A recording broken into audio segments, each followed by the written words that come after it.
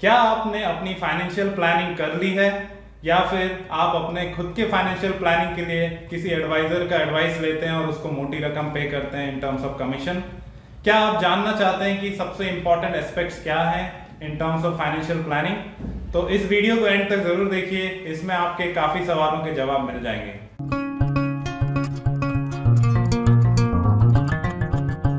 Financial planning बहुत ज़्यादा important है सबके लिए, सो दैट हम आगे चल के अपना फ्यूचर को सिक्योर कर पाएं। तो इस वीडियो में चलिए हम बात करते हैं कि हम फाइनेंशियल प्लानिंग शुरू कैसे करें, क्या सबसे इंपॉर्टेंट स्टेप्स हैं फाइनेंशियल प्लानिंग के रिलेटेड।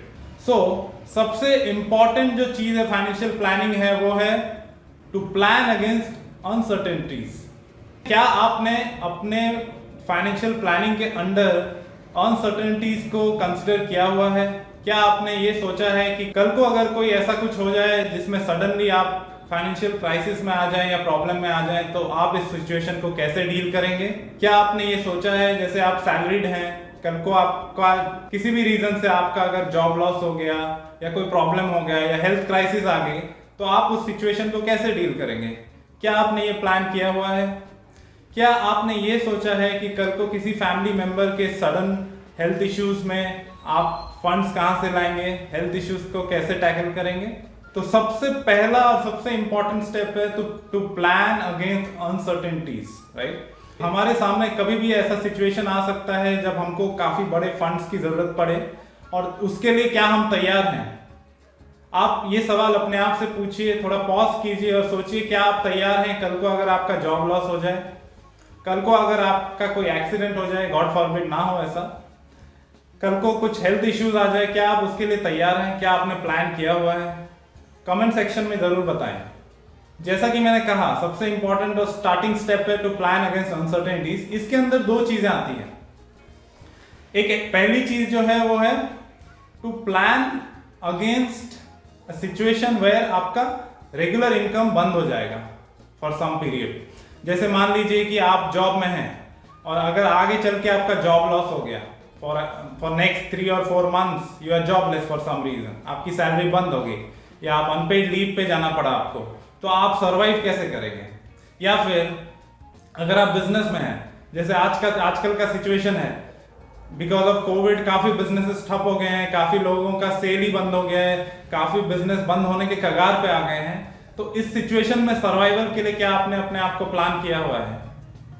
तो इस प्लानिंग के लिए सबसे इंपॉर्टेंट चीज जो है उसको बोलते हैं, एक फंड आपको क्रिएट करना पड़ता है, उसको आप बोलते हैं emergency fund, right? For any emergency situation आपको जो फंड की जरूरत हो सकती है, उसके लिए जो आप एक फंड जमा करते हैं उसको बोला जाता है इमरजेंसी फंड, राइट? तो इमरजेंसी फंड कितना होना चाहिए? ये तो सबको पता है कि कोई भी इमरजेंसी सिचुएशन में हमको फंड्स की जरूरत पड़ सकती है, लेकिन हम कितना फंड अलग से इमरजेंसी के लिए सेव करें, ये हम कैलकुलेट कैसे करेंगे? तो इसका एक सिंपल कैलकुलेशन है जिसको आप फॉलो कर सकते हैं एंड मेक श्योर कर सकते हैं कि आपका इमरजेंसी फंड सिक्योर्ड है एंड लिक्विड है आपके पास। तो इसका एक सिंपल कैलकुलेशन ये है कि पहले आप ये बताएं कि आपके ऊपर कितने डिपेंडेंट्स हैं। मान लीजिए आप सिंगल हैं और आपके लिए ऊपर कोई किसी की डिपेंडेंसी नहीं है, आपकी अभी जॉब लगी है या मान लीजिए अभी शादी होनी नहीं, there are no dependents on you. तो उस केस में आप अपने टेक होम सैलरी का 3 टाइम्स आप इमरजेंसी फंड में रख सकते हैं। टेक होम सैलरी का 3 टाइम्स। यहाँ पे अगर आप बिजनेस में हैं तो आपका जो भी एवरेज इनकम है मंथली, जैसे आप लास्ट 1 ईयर का निकाल सकते हैं, उसका एवरेज निकाल के मंथली जो भी एवरेज आता है उसका 3 टाइम्स मिनिमम आपको इमरजेंसी फंड रखना है, ये मिनिमम है। अगर आप मैरिड हैं, आपके डिपेंडेंट्स हैं, आपकी वाइफ हो गई, आपके किड्स हो गए या फिर आपके पेरेंट्स आप पे डिपेंडेंट हैं, तो आपको अपने टेक होम सैलरी का, मंथली टेक होम सैलरी का 6 टाइम्स तक इमरजेंसी फंड में रखना है। अगेन ये मिनिमम है, इससे ज्यादा आप कर सकते हैं, बट बेयर मिनिमम आपको 6 मंथ्स का इमरजेंसी फंड होना चाहिए आपके पास। अगर आप दोनों वर्किंग हैं, मान लीजिए कि वर्किंग कपल है, दोनों वर्किंग है, एक दूसरे का बैकअप है, किसी एक को प्रॉब्लम आती है तो दूसरे की सैलरी चालू रहेगी, तो उस केस में आपको क्या करना है कि जिसका सैलरी ज्यादा है, जैसे मान लीजिए एक की सैलरी 30,000 पर मंथ है, एक की सैलरी 50,000 पर मंथ है, तो जिसकी भी सैलरी ज्यादा है उसका 4 टाइम्स आप अपना इमरजेंसी फंड में रख सकते हैं। जैसे इस केस में 50,000 का 4 टाइम्स 2 लाख आपके पास इमरजेंसी फंड होना चाहिए किसी भी इमरजेंसी सिचुएशन को टैकल करने के लिए। तो ये तो हो गई बात इमरजेंसी फंड के बारे में। अब ये इमरजेंसी फंड को आप कैसे रखेंगे? आप बैंक अकाउंट में अगर रखे रहेंगे तो आपको इंटरेस्ट बेनिफिट तो नहीं मिलेगा। इसके लिए आप उसको एक एफडी में रखिए, एक उसका एफडी बनाइए और इमरजेंसी फंड को एफडी में रखिए। उसको इक्विटी में मत डालिए क्योंकि इमरजेंसी फंड की जरूरत कभी भी पड़ सकती है। तो इक्विटी में अगर आप डालेंगे और इमरजेंसी फंड की जरूरत आपको सडनली पड़ गई और तभी मार्केट डाउन है और आपका अगर फंड वैल्यू आपका रिटर्न काफी नीचे चल रहा है तो आपको लॉस हो सकता है। इसलिए आप इमरजेंसी फंड को फिक्स्ड इनकम एसेट क्लास में डालिए, एफडी में डालिए, जिससे आप इजीली एक्सेस कर सकते हैं। अब एक दूसरा aspect with in planning against uncertainties में आता है, क्या आपका लाइफ और हेल्थ कवर्ड है? तो आजकल हेल्थ एक्सपेंसेस बहुत ज्यादा बढ़ गए हैं। आजकल आप नॉर्मल कोई बीमारी भी होती है, आप हॉस्पिटल में जाते हैं तो 1 लाख का बिल तो बहुत ज्यादा कॉमन हो गया है। जैसे आप 1 दिन 2 दिन रहते हैं तो 70-80 हज़ार आपका बिल आ जाता है कोई भी प्राइवेट हॉस्पिटल में। तो उसके लिए प्लान करना बहुत जरूरी है। तो आपके पास एक हेल्थ इंश्योरेंस होना ही चाहिए। तो अगर आप बिजनेस में हैं तो आपको एक इंडिविजुअल पॉलिसी आपके पास होनी ही चाहिए। अगर आप सैलरीड हैं और आपके पास ग्रुप कवर है, कंपनी के थ्रू कॉर्पोरेट ग्रुप कवर है, उसके अलावा भी आप एक इंडिविजुअल हेल्थ इंश्योरेंस लेने का कंसिडर कर सकते हैं, क्योंकि उससे आपको एक तो आपका एक बेनिफिट ये होगा कि आपको कवरेज ज्यादा मिल जाएगा, प्लस आगे चल के जैसे मान लीजिए कोई, जैसे पिछले पॉइंट में हमने बात किया, जॉब लॉस सिचुएशन आता है या कुछ टाइम के लिए आप ब्रेक ले रहे हैं या कुछ, तो आप फिर भी कवर्ड रहेंगे, आपका डिपेंडेंसी आपके एम्प्लॉयर पे नहीं रहेगा। उसके साथ साथ आपके रिटायरमेंट के बाद भी आप कवर्ड रहेंगे। हेल्थ कवर करना बहुत ज्यादा इंपॉर्टेंट है, हेल्थ कवरेज के लिए प्लान करना बहुत ज्यादा इंपॉर्टेंट है। तो आपके पास हेल्थ इंश्योरेंस होना ही होना चाहिए, ये मस्ट है। उसके बाद अगर आप अर्निंग मेंबर हैं आपकी फैमिली के और आपके ऊपर डिपेंडेंसी है आपके फैमिली मेंबर्स की, तो आपका लाइफ भी सिक्योर होना चाहिए, आपका लाइफ कवर्ड होना चाहिए।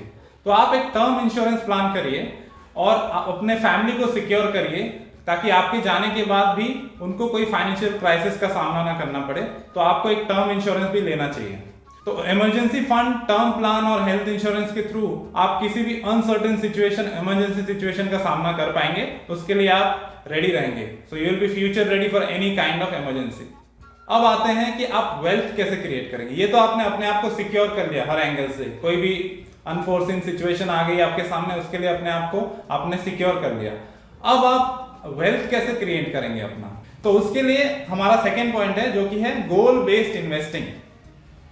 तो पहले तो आपने अपने आप को सिक्योर कर लिया, अब आप अपने गोल्स डिसाइड करिए। अब गोल्स को आप डिवाइड करिए short term, medium term, long term में। जैसे शॉर्ट टर्म के आपके गोल्स हो सकते हैं, जैसे मान लीजिए आपको कार लेना है, तो car, buying A car can be a short term goal.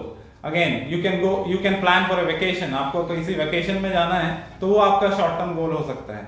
तो ये आपके शॉर्ट टर्म गोल है। आप शॉर्ट टर्म गोल, अपने खुद के शॉर्ट टर्म गोल डिसाइड करिए, राइट डाउन, नोट डाउन करिए। देन आप अपने मीडियम टर्म गोल्स भी डिसाइड करिए। जैसे मान लीजिए आपको घर लेना है, आप घर लेने के लिए इन्वेस्ट करना चाहते हैं, you want to accumulate a certain amount to be able to buy a house. ये आपका मीडियम टर्म गोल हो गया। जैसे आपको बच्चे की पढ़ाई के लिए पैसे चाहिए, ये आपका मीडियम टर्म गोल हो गया। तो उसको आप नोट डाउन करिए। आप वीडियो को पॉज करिए, पेन पेपर में नोट डाउन करिए कि आपके शॉर्ट टर्म और मीडियम टर्म गोल क्या है। तो एक बार अपने शॉर्ट टर्म और मीडियम टर्म गोल अगर निकाल लिया, उसके बाद आप लॉन्ग टर्म गोल्स निकाल सकते हैं। लॉन्ग टर्म गोल्स में ज्यादातर रिटायरमेंट एक मेजर गोल होता है।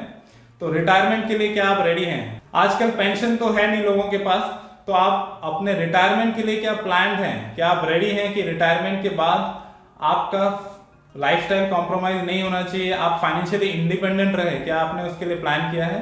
तो उसका आपको लॉन्ग टर्म गोल के अंदर रिटायरमेंट की प्लानिंग जरूर करनी चाहिए।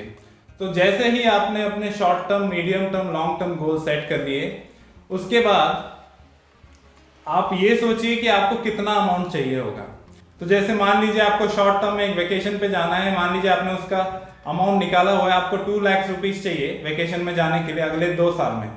तो आप उस गोल के लिए अलग से इन्वेस्ट करना चालू करिए कि 2 इयर्स में आपके पास 2 लाख रुपीज होना चाहिए, ताकि आप अपने वेकेशन को पूरा कर पाए, अपने शॉर्ट टर्म गोल को।